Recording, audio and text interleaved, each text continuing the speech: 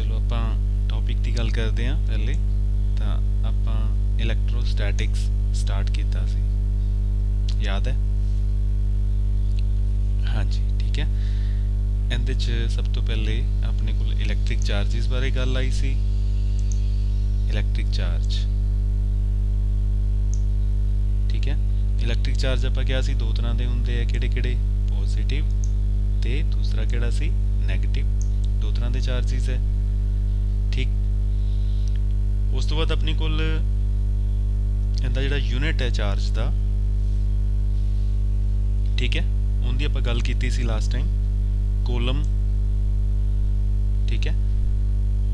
1 coulomb is equal to 3 into 10⁻⁹ stat coulomb. ਇਹ ਛੋਟਾ unit ਹੁੰਦਾ, ਸਟੈਟ ਕੋਲਮ ਹੁੰਦਾ। ਸਿਮਿਲਰਲੀ ਇੱਕ ਯੂਨਿਟ ਫੈਰਾਡੇ ਵੀ ਹੁੰਦਾ, 1 Faraday is equal to 96,500 coulomb, ਠੀਕ ਹੈ। ਇਹਦਾ ਯੂਨਿਟਸ ਹੈ, ਤੁਸੀਂ ਰੀਡ ਕਰ ਸਕਦੇ ਹੋ, ਕੋਈ ਐਡਾ ਇਸ਼ੂ ਨਹੀਂ ਹੈਗਾ। ਦੈਨ ਆਪਣੀ ਕੋਲ ਪ੍ਰੋਪਰਟੀਜ਼ ਆਫ ਚਾਰਜ ਹੈ, ਚਾਰਜ ਦੀਆਂ ਪ੍ਰੋਪਰਟੀਜ਼। ਇਹਦੇ ਬਾਰੇ ਵੀ ਆਪਾਂ ਪਹਿਲੇ, ਮੈਂ ਤਾਂ ਥੋੜਾ ਜਿਹਾ ਜਲਦੀ ਇਹਨੂੰ ਕਰ ਰਿਹਾ ਕਿਉਂਕਿ ਆਪਾਂ ਪਹਿਲੇ ਕੀਤਾ ਹੋਇਆ। ਚਾਰਜ ਕਿੱਦਾਂ ਦਾ ਹੈ? ਸਕੇਲਰ ਕੁਆਂਟੀਟੀ ਹੈ। ਸਕੇਲਰ ਮਤਲਬ ਇਹਦੀ ਕੋਈ ਡਾਇਰੈਕਸ਼ਨ ਨਹੀਂ ਹੁੰਦੀ। ਟਰਾਂਸਫਰੇਬਲ ਹੈ ਚਾਰਜ, ਕਿਉਂਕਿ ਇਹ ਇੱਕ ਬੋਡੀ ਤੋਂ ਦੂਸਰੀ ਬੋਡੀ ਦੇ ਉੱਤੇ ਟਰਾਂਸਫਰ ਹੋ ਸਕਦਾ ਹੈ। ਆਪਾਂ ਉਸ ਦਿਨ ਗੱਲ ਕੀਤੀ ਸੀ ਵੀ ਆਪਾਂ ਰਬ ਕਰਦੇ ਹਾਂ ਦੋ ਬੋਡੀਜ਼ ਨੂੰ, ਚਾਰਜ ਇੱਕ ਬੋਡੀ ਤੋਂ ਦੂਸਰੀ ਬੋਡੀ ਵਿੱਚ ਚਲਾ ਜਾਂਦਾ ਹੈ, ਜਾਂ ਟੱਚ ਕਰਦੇ ਆ ਨਾਲ, ਜਾਂ ਬਾਈ ਇੰਡਕਸ਼ਨ ਮੈਥਡ ਆਪਾਂ ਉਦੋਂ ਦੇਖਿਆ ਸੀ, ਠੀਕ ਹੈ। ਦੈਨ ਅਗਲਾ ਪੁਆਇੰਟ ਸੀ, charge is always associated with mass, ਕਿਉਂਕਿ ਚਾਰਜ ਕਿੰਦੇ ਕਰਕੇ ਜਾਊਗਾ? ਇਲੈਕਟ੍ਰੋਨਸ ਕਰਕੇ। ਤੇ ਇਲੈਕਟ੍ਰੋਨਸ ਦਾ ਮਾਸ ਤਾਂ ਹੁੰਦਾ ਨਾ, ਥੋੜਾ ਜਿਹਾ ਵੀ ਹੋਵੇ ਭਾਵੇਂ। ਇਹਦਾ ਮਤਲਬ ਮੰਨ ਲਓ 10 ਇਲੈਕਟ੍ਰੋਨ ਕਿਸੇ ਇੱਕ ਬੋਡੀ ਤੇ ਆ ਗਈ, ਹੁਣ ਤੇ ਚਾਰਜ ਆ ਗਿਆ ਕਿੰਨਾ? 10-, ਪਰੰਤੂ 10 ਇਲੈਕਟ੍ਰੋਨ ਜਿਹੜੇ ਆਏ ਆ, ਜੇ ਆਪਾਂ ਉਹਨਾਂ ਨੂੰ ਮੰਨ ਲਓ, ਜੇ ਆਪਾਂ ਉਹਨਾਂ ਦਾ ਭਾਰ 1 ਗ੍ਰਾਮ ਮੰਨ ਲਈਏ ਇੱਕ ਇਲੈਕਟ੍ਰੋਨ ਦਾ, ਆਪਾਂ ਸਪੋਜ਼ ਕਰਦੇ ਵੀ 1 ਗ੍ਰਾਮ ਹੁੰਦਾ, ਨਹੀਂ ਹੁੰਦਾ, ਬਹੁਤ ਘੱਟ ਹੈ। ਪਰ ਜੇ ਆਪਾਂ ਮੰਨ ਲਈਏ 1 ਗ੍ਰਾਮ ਹੈ, ਇਹਦਾ ਮਤਲਬ ਕੀ ਹੋ ਗਿਆ? ਉਸ ਬੋਡੀ ਦੇ ਵਿੱਚ 10 ਗ੍ਰਾਮ ਭਾਰ ਵੱਧ ਗਿਆ, ਠੀਕ ਹੈ ਨਾ, 10 ਇਲੈਕਟ੍ਰੋਨਸ ਦਾ। ਤਾਂ ਸਿਮਿਲਰਲੀ ਜਿੰਨਾ ਵੀ ਘੱਟ ਤੋਂ ਘੱਟ, ਇਹਦਾ ਕਿੰਨਾ ਵੀ ਘੱਟ ਹੋਊਗਾ, ਜਿੰਨੇ ਇਲੈਕਟ੍ਰੋਨ ਟ੍ਰਾਂਸਫਰ ਹੋਣਗੇ, ਇਹਦਾ ਮਤਲਬ ਓਨਾ ਮਾਸ ਵੀ ਤਾਂ ਆਊਗਾ। ਤੇ ਜਿੰਦੇ ਚੋਂ ਇਲੈਕਟ੍ਰੋਨ ਚਲੇ ਗਏ, ਉਹਦਾ ਓਨਾ ਮਾਸ ਘਟੂਗਾ।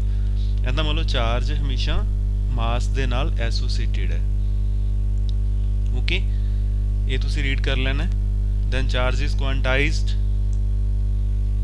ਠੀਕ ਹੈ। ਇਹ ਟੌਪਿਕ ਵੀ ਆਪਾਂ ਪਿੱਛੇ ਕੀਤਾ ਸੀਗਾ ਵੀ ਟੋਟਲ ਚਾਰਜ ਦੀ ਮਾਤਰਾ Q is equal to N into E ਹੁੰਦੀ ਹੈ, where E is the primary charge ਜਿਹੜਾ ਇਲੈਕਟ੍ਰੋਨ ਤੇ ਹੈ, ਉਹਦੀ ਵੈਲਿਊ ਕਿੰਨੀ ਹੁੰਦੀ ਹੈ? 1.6 into 10⁻⁴ ਆ ਚੀਜ਼ ਲਿਖੀ ਹੋਈ ਹੈ।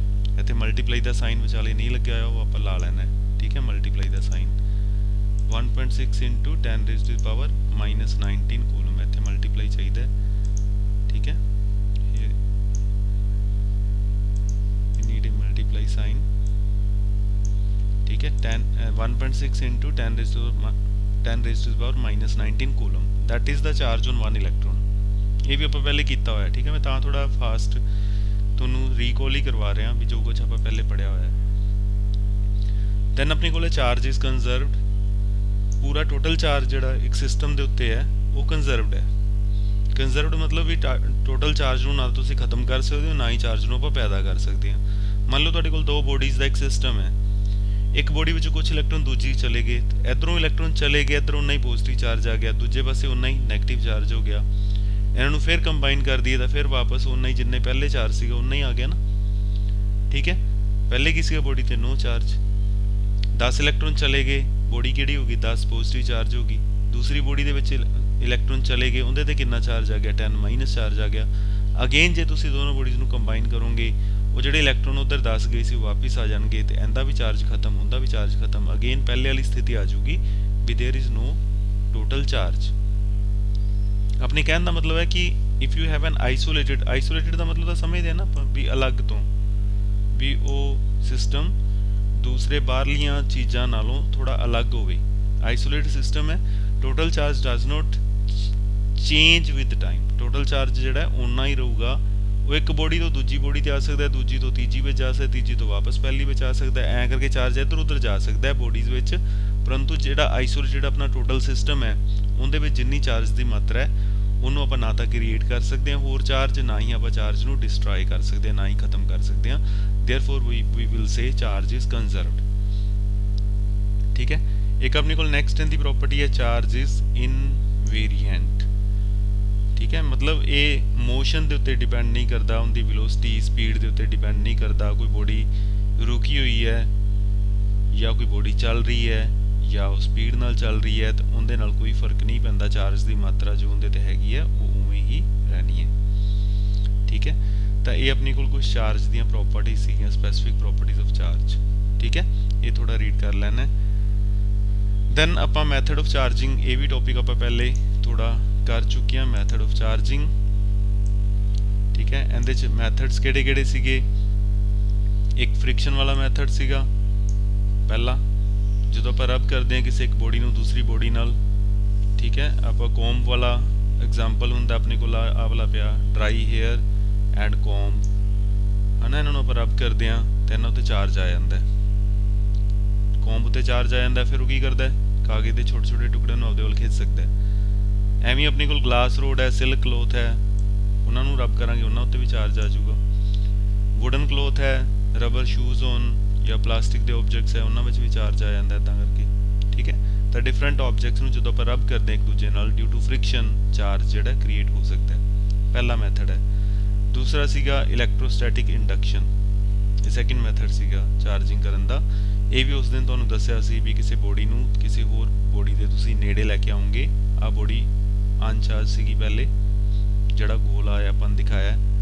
आ जिहड़ी बॉडी सी साडी चार्ज बॉडी है, पॉजिटिव चार्ज सी, उहनूं आपां नेड़े लैके आए तो की होऊगा, इस गोले विचों जिहड़े इलैक्ट्रॉन है वो इस पॉजिटिव वाल अट्रैक्ट होणगे। तो इलैक्ट्रॉन अपने ज़्यादातर जिहड़े इलैक्ट्रॉन है वो साडे कोल इधरली साइड वाल आ जाणगे। ठीक है, इत्थों इलैक्ट्रॉन इधर नूं आणगे। ठीक है, लाइक दिस। ओके, तो ये इलैक्ट्रॉन सारे इधर नूं आणगे, तो जो इधरले पासे इलैक्ट्रॉन आणगे तो इधरले पासे की आ जाऊगा, नैगेटिव चार्ज आपां इत्थे शो कीता होया वाला। तो जिधरले पासे इलैक्ट्रॉन चले गए, इधर नूं इलैक्ट्रॉन आ गए ना, किंदे करके आए? एस पॉजिटिव करके, क्योंकि पॉजिटिव उन्हां इलैक्ट्रॉन नूं अट्रैक्ट करूगा। तो फार एंड जिहड़ा उधर किहड़ा चार्ज आ गया? पॉजिटिव चार्ज आ गया। हुण इत्थे आ वाली बॉडी पहली साडी अनचार्ज सीगी, हुण की हो गई? चार्ज हो गई। That is by induction. आपां दूरों ही टच नहीं करवाया, पहले मैथड वांगू असी फ्रिक्शन नहीं करवाई, उन्होंने रगड़िया नहीं गा, सिर्फ की किया उन्होंने नेड़े लैके आए तो बॉडी साड़ी चार्ज हो गई।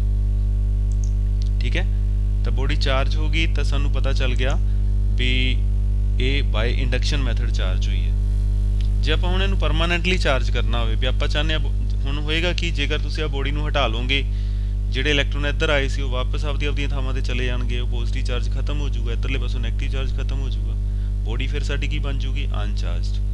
पर जे असीं चाहते हैं भी ये चार्ज रहे तो सानू थोड़ा जिहा इहदे च होर कुछ करना पऊगा। उहदे च असीं सैकेंड स्टैप आ वाला यूज़ करते हैं, स्टैप नंबर 2। ये साडा पहला स्टैप सी, असीं बॉडी नूं नेड़े लिआए, चार्ज बॉडी नूं असीं नेड़े लिआए, उहदे नाल की हो गया भी साडा आ कंडीशन हो गई भी एक पासे पॉजिटिव चार्ज आ गया, एक पासे नैगेटिव चार्ज आ गया। हुण असीं की करांगे, जिहड़ा फार एंड सी बॉडी दा, फार एंड मतलब जिधरले पासे असीं बॉडी नेड़े लैके आए आ, साडी बॉडी है जिन्हों असीं लैके आए आ बॉडी है। ठीक है, इनू असीं नेड़े लैके आए हैं, तो आ वाला इहदा नीयर एंड है, आ वाला फार एंड है, दूर वाला एंड। दूर वाले एंड नूं असीं की करांगे? अर्थ कर देंगे। आ सिंबल है अर्थ दा। अर्थिंग दा मतलब भी असीं इहनूं धरती नाल कनैक्ट करता विद ए वायर। हुण अर्थ जिहड़ी है, अर्थ बहुत वड्डा मास है, साडे कोल बहुत वड्डी बॉडी है। जिवें समुंदर है, मान लो समुंदर च पानी की आपां गल करिए, जे आपां समुंदर के पानी विचों 10 गिलास पानी दे कढ लीए तो पानी घट जूगा समुंदर का। आपां ये मन के चलते ना भी समुंदर च अरबां खरबां की अमाउंट च वाटर है, गलासिस की फॉर्म। जे आपां गिलास नूं एक यूनिट मन के चलीए, अरबां गिलास पानी हैगा, जे विचों तुसीं 5-7 गिलास कढ लिया तो कोई फर्क नहीं पैंदा, समुंदर घटदा नहीं पानी। एवें जे आपां उहदे च 4-5 गिलास पानी दे पा दईए तां भी कुछ नहीं फर्क पैंदा। सेम केस साडी अर्थ दा है। अर्थ बहुत वड्डी है, इहदे च इलैक्ट्रॉन्स की अमाउंट बहुत ज़्यादा है। इस करके असीं ये मनते हैं भी जे मान लो अर्थ कदे सानू 10-20-50-100 इलैक्ट्रॉन दे दे तो अर्थ नूं कोई फर्क नहीं पैंदा। जे असीं अर्थ नूं 50-100 इलैक्ट्रॉन दे दईए तां भी अर्थ नूं कोई फर्क नहीं पैंदा। इन बोथ द केसिस मतलब की है भी अर्थिंग करन नाल की हुंदा भी इलैक्ट्रॉन अर्थ सानू दे भी सकदी है ते साडे विचों जिहड़े एक्सैस इलैक्ट्रॉन है बॉडी विच वो वापस लै भी सकदी है। इस केस च की सीगा साडे कोल इधरले पासे फार एंड ते किहड़ा चार्ज सीगा? पॉजिटिव। पॉजिटिव दा मतलब की हुंदा है? आपां गल कीती सी पिछे, पॉजिटिव चार्ज दा की मतलब हुंदा है? आ फार एंड ते साडा पॉजिटिव चार्ज है, इहदा की मतलब हुंदा है? पॉजिटिव मीनस शॉर्टेज ऑफ इलैक्ट्रॉन, ਮਤਲਬ ਇੱਥੇ ਇਲੈਕਟ੍ਰੋਨ ਚਾਹੀਦੇ ਆ, ਅਸੀਂ ਉਵੇਂ ਹੀ ਰੱਖਾਂਗੇ, ਬੋਡੀ ਨੂੰ ਆ ਨੇੜੇ ਰੱਖਾਂਗੇ, ਆ ਜਿਹੜੇ ਇਲੈਕਟ੍ਰੋਨ ਇੱਧਰ ਗਏ ਸੀ ਉਹ ਐਵੇਂ ਇੱਧਰ ਰਹਿਣਗੇ ਇੱਥੇ। ਹੁਣ ਅਸੀਂ ਇਸ ਐਂਡ ਨੂੰ ਅਰਥ ਕਰਤਾ, ਅਰਥ ਕਰਨ ਨਾਲ ਕੀ ਹੋਊਗਾ, ਅਰਥ ਵਿੱਚੋਂ ਕੁਝ ਇਲੈਕਟ੍ਰੋਨ ਜਿਹੜੇ ਹੈ ਉਹ ਇੱਥੇ ਆ ਜਾਣਗੇ। ਇਲੈਕਟ੍ਰੋਨ ਕਿੱਥੋਂ ਆ ਜਾਣਗੇ, ਅਰਥ ਵਿੱਚੋਂ। ਐਦਾਂ ਹੋਏਗਾ, ਅਰਥ ਵਿੱਚੋਂ ਇਲੈਕਟ੍ਰੋਨ ਸਾਡੀ ਇਸ ਬੋਡੀ ਵਿੱਚ ਆ ਗਏ। ਠੀਕ ਹੈ, ਇੱਥੇ ਜਿਹੜਾ ਪੋਜ਼ਿਟਿਵ ਚਾਰਜ ਸੀਗਾ, ਉਹ ਪੋਜ਼ਿਟਿਵ ਚਾਰਜ ਦਾ ਮਤਲਬ ਕੀ ਹੁੰਦਾ ਹੈ ਵੀ ਸ਼ੋਰਟੇਜ ਆਫ ਇਲੈਕਟ੍ਰੋਨ, ਇਲੈਕਟ੍ਰੋਨਾਂ ਦੀ ਕਮੀ। ਤਾਂ ਉਹ ਇਲੈਕਟ੍ਰੋਨ ਜਿਹੜੇ ਆਏ ਉਹਨਾਂ ਨੇ ਉਸ ਕਮੀ ਨੂੰ ਦੂਰ ਕਰਤਾ, ਤਾਂ ਪੋਜ਼ਿਟਿਵ ਚਾਰਜ ਸਾਡਾ ਇੱਥੇ ਖਤਮ ਹੋ ਗਿਆ। ਮਤਲਬ ਅਸੀਂ ਇਹ ਕਹਿ ਸਕਦੇ ਹਾਂ ਵੀ ਇਲੈਕਟ੍ਰੋਨ ਦੇ ਜਾਣ ਤੋਂ ਬਾਅਦ ਜਿਹੜੀ ਖਾਲੀ ਜਗ੍ਹਾ ਰਹਿ ਜਾਂਦੀ ਹੈ ਉਹ ਪੋਜ਼ਿਟਿਵ ਚਾਰਜ ਹੈ। ਮੰਨ ਲਓ 10 ਇਲੈਕਟ੍ਰੋਨ ਲੈਫਟ ਸਾਈਡ ਵਾਲੇ ਪਾਸੇ ਚਲੇ ਗਏ ਸੀ, ਉਹਦੇ ਕਰਕੇ ਲੈਫਟ ਸਾਈਡ ਤੇ ਇੱਥੇ ਨੈਗੇਟਿਵ ਚਾਰਜ ਆ ਗਿਆ ਸੀ ਸਾਡੇ ਗੋਲੇ ਦੇ ਉੱਤੇ। ਅਸੀਂ ਸਫੀਅਰ ਦੀ ਗੱਲ ਕਰ ਰਹੇ ਹਾਂ, ਠੀਕ ਹੈ, ਸਫੀਅਰ ਦੇ ਉੱਤੇ ਸਾਡੇ ਕੋਲ ਨੈਗੇਟਿਵ ਚਾਰਜ ਆ ਗਿਆ ਸੀ ਲੈਫਟ ਸਾਈਡ ਤੇ। ਹੁਣ ਅਸੀਂ ਰਾਈਟ ਸਾਈਡ ਨੂੰ ਅਰਥ ਕਰਤਾ, ਤਾਂ ਇੱਥੇ 10 ਪੋਜ਼ਿਟਿਵ ਚਾਰਜ ਸੀਗਾ ਸਾਡੇ ਕੋਲ, ਆਹ ਵਾਲਾ 10 ਇਲੈਕਟ੍ਰੋਨ ਮੰਨ ਲਓ ਗਏ ਸੀ। ਤਾਂ 10 ਪੋਜ਼ਿਟਿਵ ਦਾ ਮਤਲਬ ਕੀ ਹੈ ਵੀ 10 ਜਗ੍ਹਾ ਖਾਲੀ ਸੀਗੀਆਂ ਜਿੱਥੇ ਇਲੈਕਟ੍ਰੋਨ ਜਾ ਕੇ ਫਿੱਟ ਹੋ ਸਕਦਾ ਹੈ। ਤਾਂ ਉਹ ਇਲੈਕਟ੍ਰੋਨ ਜਦੋਂ ਅਸੀਂ ਉਹਨੂੰ ਅਰਥ ਨਾਲ ਕਨੈਕਟ ਕੀਤਾ, ਤਾਂ ਅਰਥ ਵਿੱਚੋਂ 10 ਇਲੈਕਟ੍ਰੋਨ ਆ ਗਏ, ਉਹ ਉਹਨਾਂ ਜਗ੍ਹਾ ਤੇ ਆ ਗਏ ਜਿੱਥੇ ਇਲੈਕਟ੍ਰੋਨ ਆਪਦੀ ਖਾਲੀ ਜਗ੍ਹਾ ਛੱਡ ਕੇ ਗਏ ਸੀ, ਉੱਥੇ ਆ ਕੇ ਬੈਠ ਗਏ ਉਹ ਇਲੈਕਟ੍ਰੋਨ ਜਿਹੜੇ ਅਰਥ ਵਿੱਚੋਂ ਆਏ। ਫਿਰ ਅਗਲੇ ਸਟੈਪ 'ਚ ਅਸੀਂ ਕੀ ਕੀਤਾ, ਇਹ ਸੈਕਿੰਡ ਸਟੈਪ ਸੀਗਾ ਸਾਡਾ, ਦਿਸ ਵਾਜ਼ ਆਵਰ ਸੈਕਿੰਡ ਸਟੈਪ, ਇਹ ਸਟੈਪ ਨੰਬਰ 2 ਸੀਗਾ। ਹੁਣ ਅਸੀਂ ਥਰਡ ਸਟੈਪ ਤੇ ਆ ਗਏ। ਥਰਡ ਸਟੈਪ ਤੇ ਅਸੀਂ ਕੀ ਕੀਤਾ, ਜਿਹੜਾ ਅਰਥ ਕੀਤਾ ਸੀ ਉਹ ਤਾਰ ਨੂੰ ਅਸੀਂ ਵਾਪਸ ਉਤਾਰਤਾ, ਅਰਥਿੰਗ ਜਿਹੜੀ ਕੀਤੀ ਸੀ ਨਾ ਉਹਨੂੰ ਹਟਾਤਾ, ਅਰਥਿੰਗ ਨੂੰ ਹਟਾਤਾ, ਸਾਡਾ ਉਵੇਂ ਸਫੀਅਰ ਰਹਿ ਗਿਆ। ਉਹਦੇ ਇੱਧਰਲੇ ਪਾਸੇ ਨੈਗੇਟਿਵ ਚਾਰਜ ਆਲਰੇਡੀ ਜਿਵੇਂ ਪਹਿਲੇ ਸੀਗਾ, ਉਹਨੂੰ ਤਾਂ ਅਸੀਂ ਕੁਝ ਕੀਤਾ ਨਹੀਂ, ਇੱਧਰ ਵੀ ਸੀਗਾ, ਇੱਥੇ ਵੀ ਸੀ, ਇੱਥੇ ਵੀ ਸੀ, ਉਵੇਂ ਹੀ ਰਹਿ ਗਿਆ। ਆ ਬੋਡੀ ਸਾਡੀ ਉਵੇਂ ਹੀ ਰਹਿ ਗਈ। ਹੁਣ ਆ ਜਾਊਗਾ ਫੋਰਥ ਸਟੈਪ। ਫੋਰਥ ਸਟੈਪ ਵਿੱਚ ਅਸੀਂ ਕੀ ਕੀਤਾ, ਸਟੈਪ ਨੰਬਰ 4। ਹੁਣ ਅਸੀਂ ਆ ਜਿਹੜੀ ਬੋਡੀ ਸੀ ਸਾਡੀ ਨਾ ਚਾਰਜਿੰਗ ਵਾਲੀ, ਜਿਹੜੀ ਆ ਬੋਡੀ ਸੀਗੀ, ਇਹ ਬੋਡੀ ਸਾਡੀ ਜਿਹੜੀ ਅਸੀਂ ਲਈ ਸੀਗੀ, ਇਹਦੇ ਤੇ ਕਿਹੜਾ ਚਾਰਜ ਸੀਗਾ ਸਾਡਾ, ਪੋਜ਼ਿਟਿਵ। ਠੀਕ ਹੈ, ਆ ਜਿਹੜੀ ਬੋਡੀ ਸੀ ਇਹਦੇ ਤੇ ਕਿਹੜਾ ਚਾਰਜ ਸੀਗਾ ਸਾਡਾ, ਪੋਜ਼ਿਟਿਵ। ਇਸ ਬੋਡੀ ਨੂੰ ਅਸੀਂ ਹੁਣ ਰਿਮੂਵ ਕਰਤਾ, ਇਹਨੂੰ ਦੂਰ ਲੈ ਕੇ। ਤਾਂ ਆ ਇਲੈਕਟ੍ਰੋਨ ਜਿਹੜੇ ਇੱਧਰਲੇ ਪਾਸੇ ਆਏ ਹੋਏ ਸੀਗੇ, ਕਿੰਦੇ ਕਰਕੇ, ਐਸ ਪੋਜ਼ਿਟਿਵ ਕਰਕੇ। ਜਦੋਂ ਇਹ ਪੋਜ਼ਿਟਿਵ ਖਤਮ ਹੋ ਗਿਆ ਤਾਂ ਇਲੈਕਟ੍ਰੋਨ ਹੁਣ ਦੂਰ ਆਸੇ-ਪਾਸੇ ਜਾਣ ਦੀ ਕੋਸ਼ਿਸ਼ ਕਰਨਗੇ, ਪਰੰਤੂ ਇਹਨਾਂ ਦੀ ਸੀਟ ਇੱਥੇ ਜਿਹੜੀ ਖਾਲੀ ਸੀਟ ਸੀ ਉਹ ਰੁਕ ਗਈ। ਉਹ ਕਿੰਨੇ ਰੋਕ ਲਈ ਸੀ, ਜਿਹੜੇ ਇਲੈਕਟ੍ਰੋਨ ਐਕਸਟਰਾ ਆ ਗਏ ਸੀ ਅਰਥ ਵਿੱਚੋਂ। ਹੁਣ ਇਹ ਇਲੈਕਟ੍ਰੋਨ ਆਪਦੀ ਉਸ ਸੀਟ ਖਾਲੀ ਸੀਟ ਤੇ ਨਹੀਂ ਜਾ ਸਕਦੇ, ਇਹ ਪੂਰੇ ਸਫੀਅਰ ਦੇ ਵਿੱਚ ਫੈਲ ਜਾਣਗੇ, ਪੂਰੇ ਸਫੀਅਰ ਦੇ ਉੱਤੇ ਉਨਾ ਹੀ ਨੈਗੇਟਿਵ ਚਾਰਜ ਆ ਜਾਊਗਾ। ਇੱਧਰ ਵੀ ਚਾਰੇ ਪਾਸੇ ਇਲੈਕਟ੍ਰੋਨ ਖਿੰਡ ਜਾਣਗੇ, ਉਹਦੇ ਕਰਕੇ ਪੂਰੀ ਬੋਡੀ ਸਾਡੀ ਚਾਰਜਡ ਬੋਡੀ ਹੋਗੀ। ਇਨ ਦਿਸ ਵੇ ਅਸੀਂ ਵਿਦਆਊਟ ਟਚਿੰਗ ਇਸ ਬੋਡੀ ਨੂੰ, ਜਿਹੜੀ ਸਾਡੀ ਓਰੀਜਨਲ ਬੋਡੀ ਹੈ ਚਾਰਜਡ, ਤੇ ਜਿਹੜੀ ਸਾਡੀ ਬੋਡੀ ਸਫੀਅਰ ਹੈ ਜਿਹਨੂੰ ਅਸੀਂ ਚਾਰਜ ਕਰਨਾ ਹੈ, ਉਹਨਾਂ ਨੂੰ ਅਸੀਂ ਟੱਚ ਨਹੀਂ ਕਰਵਾਇਆ। ਇਸ ਮੈਥਡ ਨੂੰ ਅਸੀਂ ਬੋਲਦੇ ਹਾਂ ਇੰਡਕਸ਼ਨ ਮੈਥਡ। ਕਲੀਅਰ ਹੈ? ਤਾਂ ਬਾਈ ਇੰਡਕਸ਼ਨ ਮੈਥਡ ਇਨ ਦਿਸ ਵੇ ਆਪਾਂ ਆਹ ਵਾਲੀ ਬੋਡੀ ਨੂੰ, ਆਪਦੇ ਸਫੀਅਰ ਨੂੰ ਟੋਟਲੀ ਚਾਰਜਡ ਕਰ ਲਿਆ ਹੁਣ, ਵਿਦਆਊਟ ਈਵਨ ਟਚਿੰਗ ਅਵਰ ਚਾਰਜਡ ਬੋਡੀ, ਚਾਰਜ ਬੋਡੀ ਨੂੰ ਟੱਚ ਕਰਨ ਤੋਂ ਬਿਨਾ। ਠੀਕ ਹੈ, ਇਹਦੇ 'ਚ ਕੁਝ ਇਫੈਕਟਸ ਲਿਖੇ ਹੋਏ ਆ, ਇਹ ਤੁਸੀਂ ਸਾਰਾ ਰੀਡ ਕਰਨਾ ਧਿਆਨ ਨਾਲ, ਫਿਰ ਮੈਨੂੰ ਦੱਸਣਾ ਹੈ ਵੀ ਕੁਝ ਗੱਲ ਤੁਹਾਨੂੰ ਨਹੀਂ ਸਮਝ ਆਈ ਜਾਂ ਸਮਝ ਆਈ, ਮੈਨੂੰ ਦੱਸ ਜ਼ਰੂਰ ਦੇਣਾ। ਆਪਾਂ ਹੁਣ 2 ਮੈਥਡ ਕਰ ਲਏ। ਪਹਿਲਾ ਫ੍ਰਿਕਸ਼ਨ 'ਚ ਕੀ ਕੀਤਾ, ਆਪਾਂ 2 ਬੋਡੀਜ਼ ਨੂੰ ਰਬ ਕੀਤਾ, ਆਪਸ 'ਚ ਟੱਚ ਕੀਤਾ, ਰਬ ਕੀਤਾ, ਜਿਵੇਂ ਆਪਾਂ ਕੋਂਬ ਨਾਲ ਡਰਾਈ ਹੇਅਰਸ ਨੂੰ ਰਬ ਕਰਦੇ ਆ, ਹਨਾ, ਕੋਂਬ ਨੂੰ ਰਬ ਕਰਦੇ ਆ। ਸਿਲਕ ਕਲੋਥ ਲੈ ਲਿਆ ਤੁਸੀਂ ਤੇ ਗਲਾਸ ਰੋਡ ਹੈ ਤੁਹਾਡੇ ਕੋਲ, ਉਹਨਾਂ ਨੂੰ ਆਪਾਂ ਰਬ ਕੀਤਾ, ਫ੍ਰਿਕਸ਼ਨ ਨਾਲ ਇਲੈਕਟ੍ਰੋਨ ਟ੍ਰਾਂਸਫਰ ਹੋ ਗਈ। ਇੱਕ ਮੈਥਡ ਹੈ ਬਾਈ ਕੰਡਕਸ਼ਨ ਮੈਥਡ, ਇਹ ਵੀ ਮੈਥਡ ਹੈ।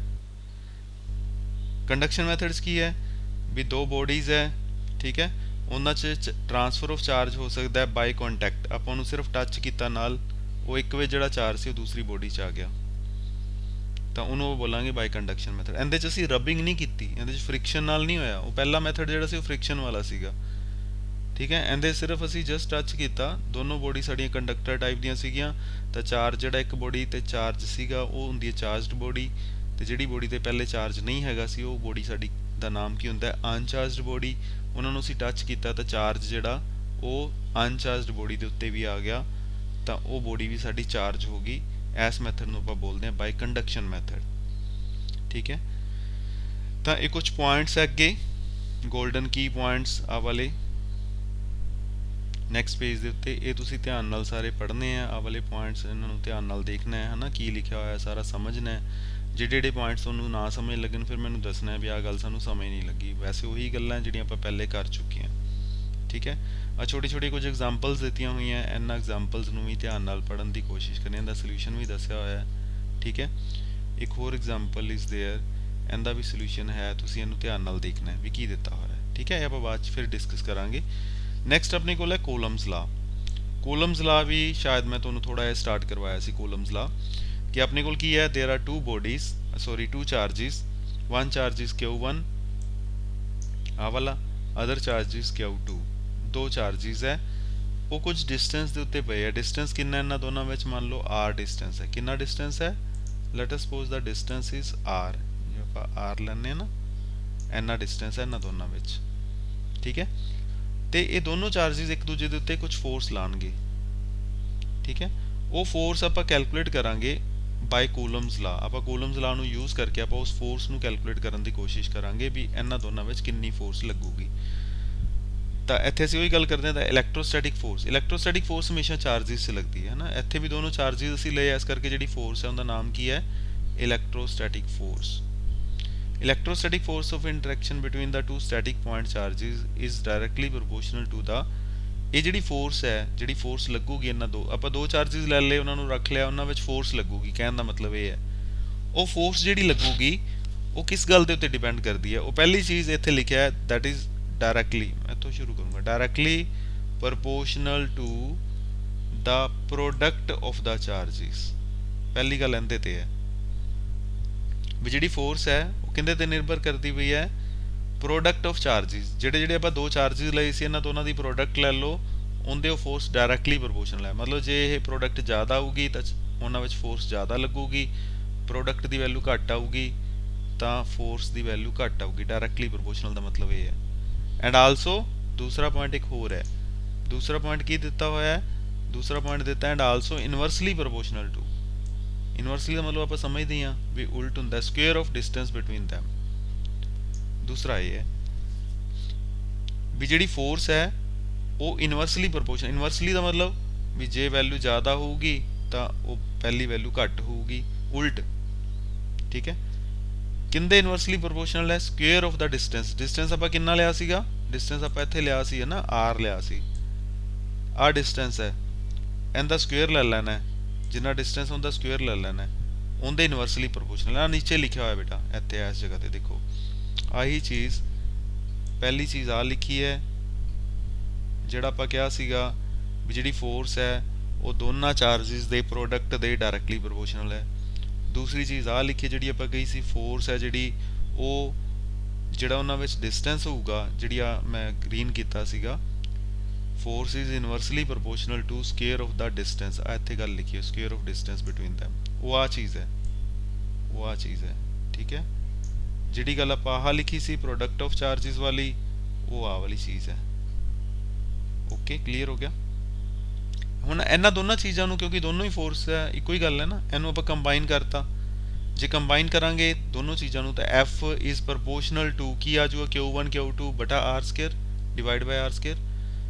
ਫਿਰ ਪ੍ਰੋਪੋਰਸ਼ਨੈਲਿਟੀ ਸਾਈਨ ਜਿਹੜਾ ਉਹਨੂੰ ਅਸੀਂ ਰਿਮੂਵ ਕਰਾਂਗੇ, ਫਿਰ ਅਸੀਂ ਆਹ ਵਾਲੀ ਇਕੁਏਸ਼ਨ ਇੱਕ ਬਣਾ ਰਹੇ ਹਾਂ, ਦਿਸ ਇਕੁਏਸ਼ਨ, ਇਹਦੇ 'ਚ ਅਸੀਂ ਪ੍ਰੋਪੋਰਸ਼ਨੈਲਿਟੀ ਸਾਈਨ ਨੂੰ ਰਿਮੂਵ ਕਰਤਾ। ਜਦੋਂ ਵੀ ਪ੍ਰੋਪੋਰਸ਼ਨੈਲਿਟੀ ਸਾਈਨ ਨੂੰ ਆਪਾਂ ਰਿਮੂਵ ਕਰਾਂਗੇ ਤਾਂ ਫੋਰਸ ਇਜ਼ ਇਕੁਅਲ ਟੂ ਕੀ ਲਾਤਾ, ਆ ਕੌਨਸਟੈਂਟ ਇੱਕ ਲਾਤਾ k, where k is a constant. ਆਪਾਂ k ਜਿਹੜਾ ਹੈ ਉਹ ਇੱਥੇ ਕੌਨਸਟੈਂਟ ਲਗਾਤਾ। ਇਹ ਕੌਨਸਟੈਂਟ ਕਿਉਂ ਲਗਾਇਆ, ਕਿਉਂਕਿ ਆਪਾਂ ਪ੍ਰੋਪੋਰਸ਼ਨੈਲਿਟੀ ਸਾਈਨ ਨੂੰ ਹਟਾਇਆ ਹੈ। ਕਲੀਅਰ ਹੋ ਗਿਆ। ਤਾਂ f ਇਜ਼ ਇਕੁਅਲ ਟੂ ਕੀ ਆ ਗਿਆ, k ਇੰਟੂ Q1 Q2 ਬਾਈ r ਸਕੁਅਰ। ਇਹ k ਕੀ ਹੈ, ਕੌਨਸਟੈਂਟ ਹੈ। ਪ੍ਰੋਪੋਰਸ਼ਨੈਲਿਟੀ ਸਾਈਨ ਜਦੋਂ ਵੀ ਆਪਾਂ ਰਿਮੂਵ ਕਰਾਂਗੇ, ਇਕੁਅਲ ਸਾਈਨ ਲਾਉਂਦੇ ਹਾਂ, ਹਮੇਸ਼ਾ ਆਪਾਂ ਇੱਕ ਕੌਨਸਟੈਂਟ ਯੂਜ਼ ਕਰਦੇ ਹਾਂ। ਇੱਥੇ ਹੁਣ k ਕੀ ਚੀਜ਼ ਹੈ, k ਹੈਗਾ ਕੌਨਸਟੈਂਟ ਹੈ, ਪਰ ਉਹਦੀ ਵੈਲਿਊ ਕਿੰਨੀ ਹੈ ਉਹ ਆਪਣੇ ਕੋਲ ਆ ਦਿੱਤਾ ਹੋਇਆ ਇੱਥੇ ਨਾਲ ਹੀ, where k is equal to this value. This value is k is equal to, ਆ ਵੈਲਿਊ ਲਿਖੀ ਹੋਈ ਸਾਡੇ ਕੋਲ ਕਿੰਨੀ, ਇਹਦੀ ਵੈਲਿਊ ਕਿੰਨੀ ਹੈ, that is 1/4 pi, this is epsilon naught, epsilon naught. ਆ ਜ਼ੀਰੋ ਨੂੰ ਅਸੀਂ ਨੋਟ ਕਹਿ ਦਿੰਦੇ ਹਾਂ, ਦਿਸ ਇਜ਼ ਜਸਟ ਐਪਸਾਈਲਨ। ਐਪਸਾਈਲਨ ਦਾ ਮਤਲਬ ਮੈਂ ਇਹਨੂੰ ਜੇ ਤੁਹਾਨੂੰ ਪਾ ਕੇ ਪਾਵਾਂ, ਜਿਵੇਂ ਆਪਾਂ c ਪਾਉਂਦੇ ਨਾ, ਛੋਟੀ c, ਠੀਕ ਹੈ, ਇਹਦੇ ਵਿੱਚ ਇੱਕ ਲਾਈਨ ਲੈ ਲੈਣੀ ਹੈ, ਦਿਸ ਇਜ਼ ਐਪਸਾਈਲਨ, ਤੇ ਇਹਦੇ ਨਾਲ ਜੇ ਜ਼ੀਰੋ ਪਾ ਦਿਆਂਗੇ ਤਾਂ ਉਹ ਬਣ ਜੂਗਾ ਐਪਸਾਈਲਨ ਨੋਟ। ਇੱਕ ਕੌਨਸਟੈਂਟ ਵੈਲਿਊਜ਼ ਹੈ, ਠੀਕ ਹੈ। ਤਾਂ ਆ 4 ਵੀ ਕੌਂਸਟੈਂਟ ਹੈ, ਪਾਈ ਵੀ ਕੌਂਸਟੈਂਟ ਹੈ, ਐਪਸਾਈਲਨ ਨੋਟ ਵੀ ਕੌਂਸਟੈਂਟ ਹੈ, ਤਾਂ ਇਹ ਸਾਰੇ ਦੀ ਵੈਲਿਊ k ਕੌਂਸਟੈਂਟ ਬਣ ਜਾਊਗਾ। ਇਹਨੂੰ ਜੇ ਆਪਾਂ ਸੋਲਵ ਕਰਾਂਗੇ, ਸਾਰੀਆਂ ਵੈਲਿਊਜ਼ ਨੂੰ ਇੱਥੇ ਪੁੱਟ ਅਪ ਕਰ ਦਈਏ, ਤਾਂ ਉਹ ਵੈਲਿਊ ਸਾਡੇ ਕੋਲ ਇੰਨੀ ਬਣ ਜਾਂਦੀ ਹੈ। This is the value, this is it's real value. ਜਦੋਂ ਆਪਾਂ ਕੌਂਸਟੈਂਟ ਨੂੰ ਸੋਲਵ ਕਰ ਲੈਂਦੇ ਹਾਂ, you are getting this value 9 into 10 raised to the power 9, ਇਹ ਵੈਲਿਊ ਬਣ ਗਈ। ਇਹ ਕੌਂਸਟੈਂਟ ਦੀ ਵੈਲਿਊ ਹੈ, ਮਤਲਬ ਆ k ਦੀ ਵੈਲਿਊ ਕਿੰਨੀ ਹੈ, 9 into 10 raised to the power 9। ਇਹਦਾ ਯੂਨਿਟ ਕੀ ਹੈ ਨਾਲ, k ਦਾ ਯੂਨਿਟ ਉਹ ਆ ਜਾਊਗਾ newton metre square per coulomb square. n is newton, m is metre, c is coulomb. ਤਾਂ ਨਿਊਟਨ ਮੀਟਰ ਸਕੁਅਰ, c ਵਾਲਾ ਨੀਚੇ ਇਸ ਲਈ ਪਰ ਕੂਲਮ ਸਕੁਅਰ। ਤਾਂ this is its value of k। ਮਤਲਬ ਆ ਜਿਹੜਾ k ਫਾਰਮੂਲਾ ਵਿੱਚ ਹੈ, ਇਹਦੇ ਚ ਮੰਨ ਲਓ ਤੁਸੀਂ ਹੁਣ ਦੋ ਚਾਰजेस ਤੁਹਾਨੂੰ ਗਿਵਨ ਹੈ। ਸਪੋਜ਼ ਕਰੋ ਚਾਰजेस ਗਿਵਨ ਹੈ, ਇੱਕ ਚਾਰਜ ਹੈ 10 ਕੂਲਮ ਦਾ, ਇੱਕ ਚਾਰਜ ਹੈ 20 ਕੂਲਮ ਦਾ। ਉਹਨਾਂ ਚ ਡਿਸਟੈਂਸ ਹੈ ਮੰਨ ਲਓ 4 ਮੀਟਰ। ਤਾਂ Q1 ਦੀ ਵੈਲਿਊ ਕਿੰਨੀ ਹੋਗੀ 10, Q2 ਦੀ ਵੈਲਿਊ ਕਿੰਨੀ ਹੋਗੀ 20, R ਦੀ ਵੈਲਿਊ ਕਿੰਨੀ ਹੋਗੀ 4। ਵੈਲਿਊਜ਼ ਨੂੰ ਪੁੱਟ ਅਪ ਕਰੋਗੇ, ਨਾਲ k ਹੈ, k ਦੀ ਥਾਂ ਤੇ ਆਪਾਂ ਕੀ ਪੁੱਟ ਅਪ ਕਰਾਂਗੇ, ਦਿਸ value 9 into 10 raised to the power 9। ਇਹ k ਦੀ ਵੈਲਿਊ ਹੈ, ਅਸੀਂ k ਦੀ ਥਾਂ ਤੇ ਇਹ ਵਾਲੀ ਵੈਲਿਊ ਪੁੱਟ ਅਪ ਕਰ ਦਿਆਂਗੇ। ਇਹ ਲਗਾ ਕੇ ਸਾਡੇ ਕੋਲ ਫੋਰਸ ਆ ਜੂਗੀ ਵੀ ਇਹਨਾਂ ਦੋ ਚਾਰजेस ਵਿੱਚ ਇੰਨੀ ਫੋਰਸ ਲੱਗ ਰਹੀ ਹੈ। ਕਲੀਅਰ ਹੈ? ਇੱਥੋਂ ਤੱਕ ਗੱਲ ਕਲੀਅਰ ਹੋ ਗਈ। ਹੁਣ ਦੇਖੋ ਜਿਹੜੀ ਫੋਰਸ ਹੈ ਉਹ ਹਮੇਸ਼ਾ ਸਾਡੇ ਕੋਲ ਕੀ ਹੁੰਦੀ ਹੈ, force is a vector quantity. ਪਤਾ ਹੈ ਜਿਹੜੀ ਫੋਰਸ ਆਪਾਂ ਲੈਂਦੇ ਆ, ਫੋਰਸ ਨੂੰ ਆਪਾਂ F ਨਾਲ ਲਿਖਦੇ ਆ, F ਫੋਰਸ। ਇਹ ਕਿੱਦਾਂ ਦੀ ਕੁਆਂਟੀਟੀ ਆਪਾਂ ਇਹਨੂੰ ਕਵਾਂਗੇ, it is a vector quantity. ਠੀਕ ਹੈ, ਵੈਕਟਰ ਦਾ ਮਤਲਬ ਕੀ ਸੀਗਾ ਵੀ ਇਹਦੀ ਕੀ ਹੁੰਦੀ ਹੈ, ਡਾਇਰੈਕਸ਼ਨ ਵੀ ਹੁੰਦੀ ਹੈ। ਇਹ ਵੈਕਟਰ ਕੁਆਂਟੀਟੀ ਹੈ ਫੋਰਸ। ਇਸ ਕਰਕੇ ਅਸੀਂ ਇਹਦੇ ਉੱਪਰ ਕੀ ਲਿਖਦੇ ਹੁੰਦੇ ਆ, ਐਦਾਂ ਕਰਕੇ ਇੱਕ ਐਰੋ ਲਗਾਉਂਦੇ ਆ ਹਮੇਸ਼ਾ। ਜੇ ਅਸੀਂ ਐਰੋ ਲਗਾ ਦਿੰਦੇ ਹਾਂ ਉਹਦਾ ਮਤਲਬ ਕੀ ਹੈ, ਜਿਹੜੀ ਵੀ ਕੁਆਂਟੀਟੀ ਦੇ ਉੱਤੇ ਐਰੋ ਲੱਗਿਆ ਹੁੰਦਾ ਉਹਦਾ ਮਤਲਬ ਹੈ ਵੀ ਉਹ ਕੁਆਂਟੀਟੀ ਵੈਕਟਰ ਕੁਆਂਟੀਟੀ ਹੈ। ਮਤਲਬ ਉਹਦੀ ਡਾਇਰੈਕਸ਼ਨ ਵੀ ਹੋਊਗੀ ਤੇ ਉਹਦਾ ਮੈਗਨੀਟਿਊਡ ਵੀ ਹੋਏਗਾ, ਦੋਨੋਂ ਚੀਜ਼ਾਂ ਹੋਣਗੀਆਂ। ਇੱਥੋਂ ਤੱਕ ਗੱਲ ਕਲੀਅਰ ਹੋ ਗਈ ਵੀ ਫੋਰਸ ਆਪਣੇ ਕੋਲ ਇਹੋ ਜਿਹੀ ਕੁਆਂਟੀਟੀ ਹੈ ਜਿੰਦਾ ਮੈਗਨੀਟਿਊਡ ਵੀ ਹੈਗਾ ਤੇ ਡਾਇਰੈਕਸ਼ਨ ਵੀ ਹੈਗੀ ਹੈ।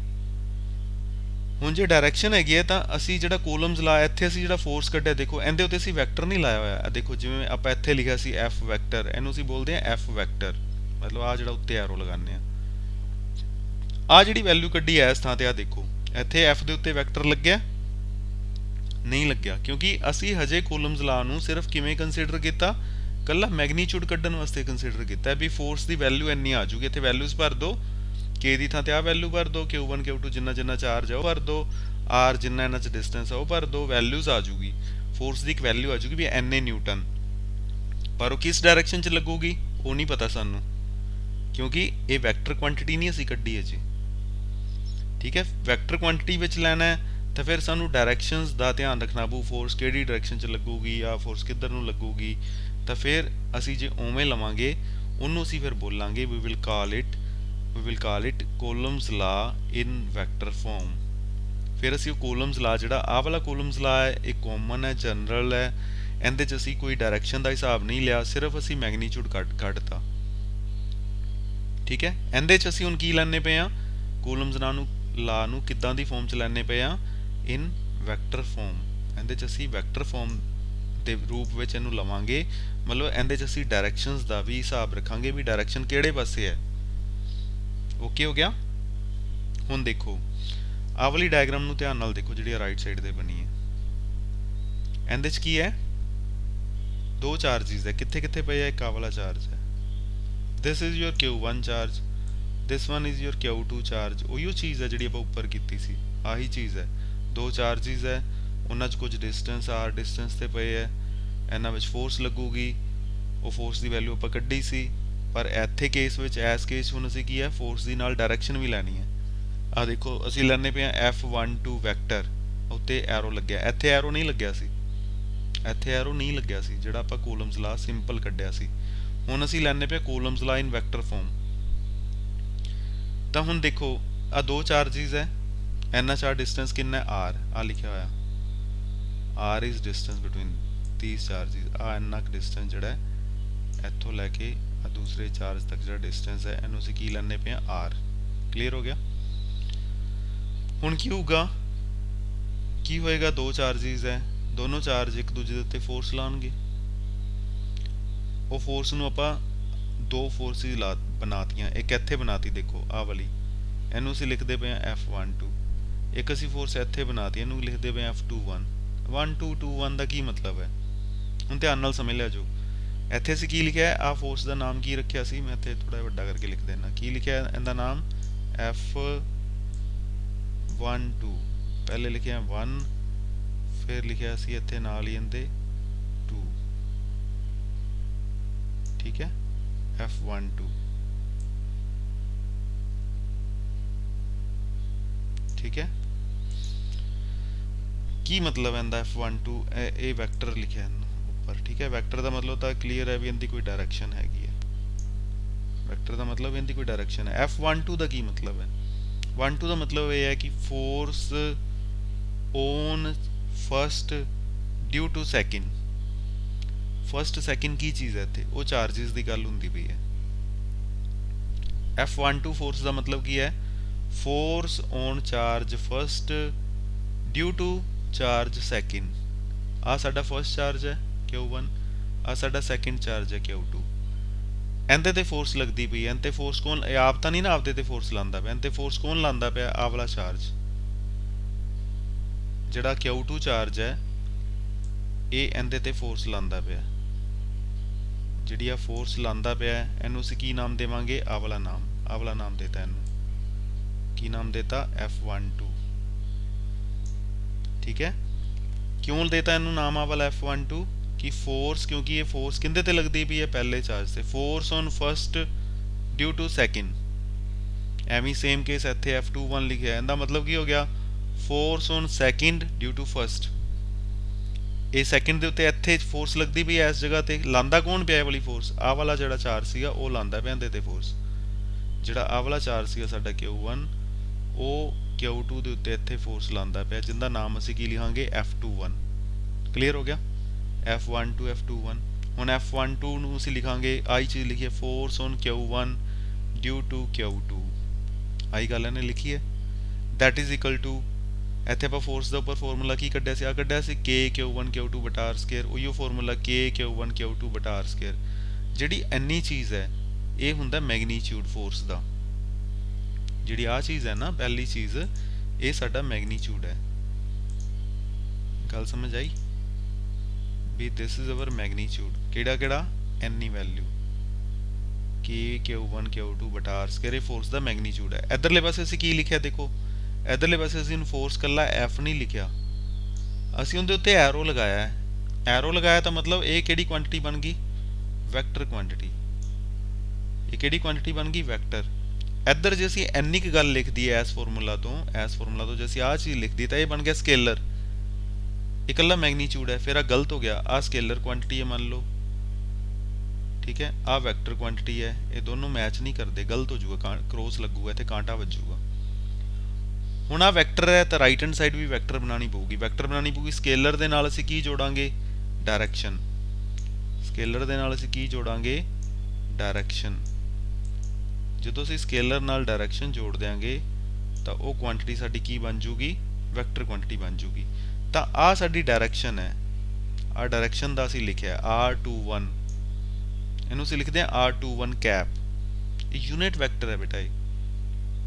ਇਹਦੀ ਵੈਲਿਊ 1 ਯੂਨਿਟ ਹੁੰਦੀ ਹੈ, ਇਸ ਕਰਕੇ ਯੂਨਿਟ ਦਾ ਕੋਈ ਫਰਕ ਨਹੀਂ ਪੈਂਦਾ, ਇਹਦੀ ਸਿਰਫ ਡਾਇਰੈਕਸ਼ਨ ਹੈ। ਇਹਨੂੰ ਅਸੀਂ, ਮੈਂ ਇੱਥੇ ਵੱਡਾ ਕਰਕੇ ਤੁਹਾਨੂੰ ਲਿਖ ਕੇ ਦਿਖਾਣਾ, ਇਹਨੂੰ ਅਸੀਂ ਲਿਖਦੇ ਹਾਂ R, ਐ ਕਰਕੇ R। ਠੀਕ ਹੈ, 2 1 ਜਾਂ 1 2 ਜੋ ਵੀ ਲਿਖਣਾ ਹੈ, 2 1 ਲਿਖ ਲਿਆ। ਉੱਪਰ ਅਸੀਂ ਲਿਖਦੇ ਹਾਂ ਕੈਪ ਲਾਈਕ ਦਿਸ, ਐਦਾਂ ਕਰਕੇ R21 ਕੈਪ। ਆ ਜਿਹੜੀ ਚੀਜ਼ ਲਿਖੀ ਹੋਈ ਹੈ ਇਹ ਹੁਣ ਕੀ ਹੈ? ਦਿਸ ਇਜ਼ ਨੋਨ ਐਜ਼, ਇਹਨੂੰ ਅਸੀਂ ਕੀ ਕਵਾਂਗੇ? ਇਹ ਕੀ ਚੀਜ਼ ਹੈ? ਇੱਥੇ ਮੈਂ ਦੁਬਾਰਾ ਲਿਖ ਦਿੰਨਾ, ਇਹ ਕੀ ਚੀਜ਼ ਹੈ? This is just unit vector.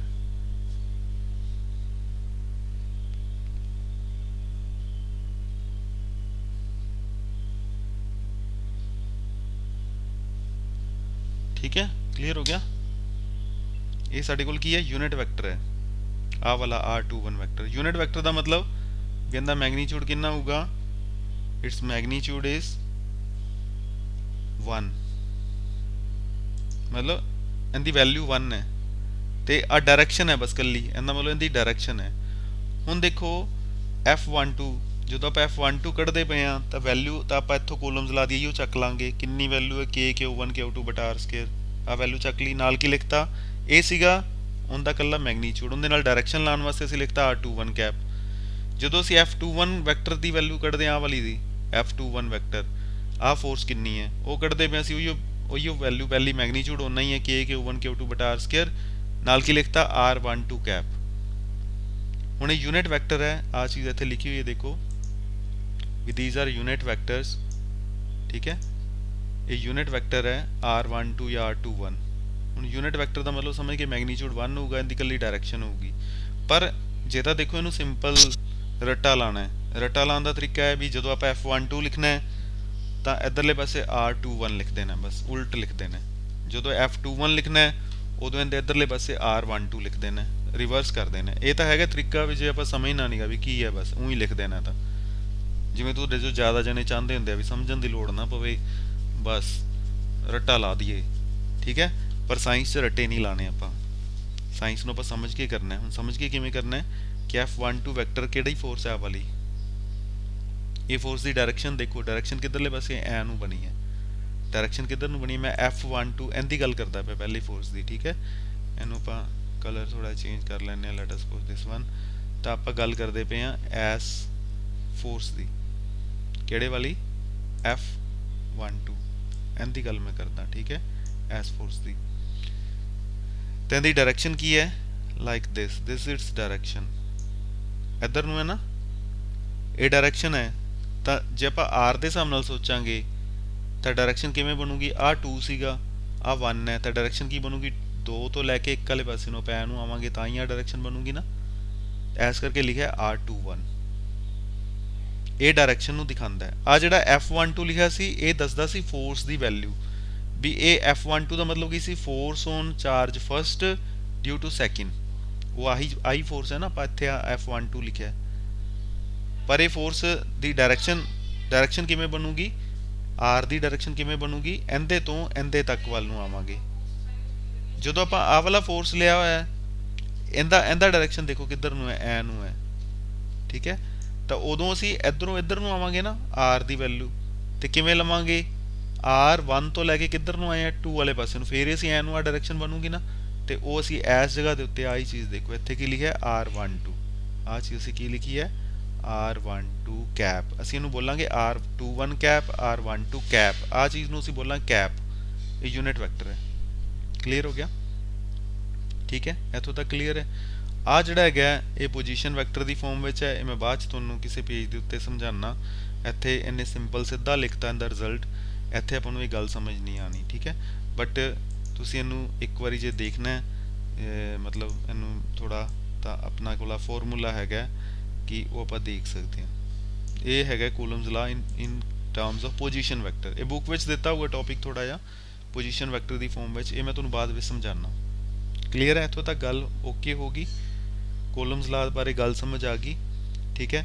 ਇੰਨਾ ਇੱਕ ਵਾਰੀ ਕਰੋ, ਠੀਕ ਹੈ, ਕੋਲਮਜ਼ ਲਾ ਨੂੰ। ਹੁਣ ਇਹਨੂੰ ਮੈਂ ਦੁਬਾਰਾ ਨਹੀਂ ਦੱਸਣਾ, ਠੀਕ ਹੈ, ਇੱਥੋਂ ਤੱਕ ਇਹਨੂੰ ਕਰ ਲੈਣਾ ਚੰਗੀ ਤਰ੍ਹਾਂ। ਜੇ ਕੋਈ ਡਾਊਟ ਹੋਣ ਤਾਂ ਮੈਨੂੰ ਦੱਸਣਾ ਹੈ। ਫਿਰ ਆਪਾਂ ਅੱਗੇ ਪ੍ਰਿੰਸੀਪਲ ਆਫ ਸੁਪਰਪੋਜੀਸ਼ਨ ਤੇ ਆ ਕੁਛ ਅਗਲੀਆਂ ਇੰਪੋਰਟੈਂਟ ਚੀਜ਼ਾਂ ਕਰਾਂਗੇ। ਇਹ ਫਾਈਲ ਜਿਹੜੀ ਮੈਂ ਨਾਲ ਸੈਂਡ ਕਰਦਾ ਪਿਆ, ਇਹਨੂੰ ਧਿਆਨ ਨਾਲ ਪੜ੍ਹ ਲੈਣਾ ਬੱਚੇ, ਠੀਕ ਹੈ। ਜਿੰਨਾ ਕੰਮ ਤੁਹਾਡਾ ਹੀ ਕੰਮ ਇੱਥੇ ਹੋ ਸਕਦਾ ਹੈ ਇਸ ਮੋਡ ਰਾਹੀਂ, ਉਨੇ ਕੰਮ ਨੂੰ ਆਪਾਂ ਕਰਨ ਦੀ ਕੋਸ਼ਿਸ਼ ਕਰਦੇ ਹਾਂ, ਠੀਕ ਹੈ। ਜਿਹੜੀ ਚੀਜ਼ ਨਹੀਂ ਹੋ ਸਕਦੀ ਹੋਊਗੀ ਇੱਕ ਵਾਰੀ, ਉਹਨੂੰ ਆਪਾਂ ਇੱਕ ਵਾਰੀ ਛੱਡ ਦਿਆਂਗੇ, ਉਹ ਬਾਅਦ 'ਚ ਦੇਖਾਂਗੇ ਜਦੋਂ ਆਪਾਂ ਕਲਾਸ 'ਚ ਸਾਹਮਣੇ ਇੰਟਰੈਕਸ਼ਨ ਹੋਊਗੀ ਉਦੋਂ ਕਰ ਲਾਂਗੇ, ਠੀਕ ਹੈ। ਜਿਹੜੀਆਂ ਚੀਜ਼ਾਂ ਜਿੰਨੀਆਂ ਹੋ ਸਕਦੀਆਂ ਆਪਾਂ ਉਹ ਕਰਨ ਦੀ ਕੋਸ਼ਿਸ਼ ਕਰਦੇ ਹਾਂ। ਜਿਹੜੀ ਚੀਜ਼ ਨੂੰ ਤੁਸੀਂ ਅੰਡਰਸਟੈਂਡ ਕਰ ਸਕਦੇ ਹੋ, ਮੈਂ ਇੱਥੋਂ ਜਿੰਨਾ ਕੁ ਸਮਝਾ ਸਕਦਾ ਉਹਨੂੰ ਆਪਾਂ ਕਰਨ ਦੀ ਕੋਸ਼ਿਸ਼ ਕਰਦੇ ਹਾਂ। ਤਾਂ ਟੂਡੇ ਇਹਨੂੰ ਰਿਵਾਈਜ਼ ਕਰ ਲਓ ਸਾਰੇ ਨੂੰ, ਠੀਕ ਹੈ, ਇਹਨੂੰ ਇੱਥੋਂ ਤੱਕ ਕਰ ਲਓ। ਫਿਰ ਆਪਾਂ ਅੱਗੇ ਦੇਖਾਂਗੇ, ਇਹਨੂੰ ਸਾਰੇ ਨੂੰ ਪੜ੍ਹ ਲੈਣਾ ਸਾਰੇ ਪੇਜਿਸ ਨੂੰ, ਠੀਕ ਹੈ, ਧਿਆਨ ਨਾਲ।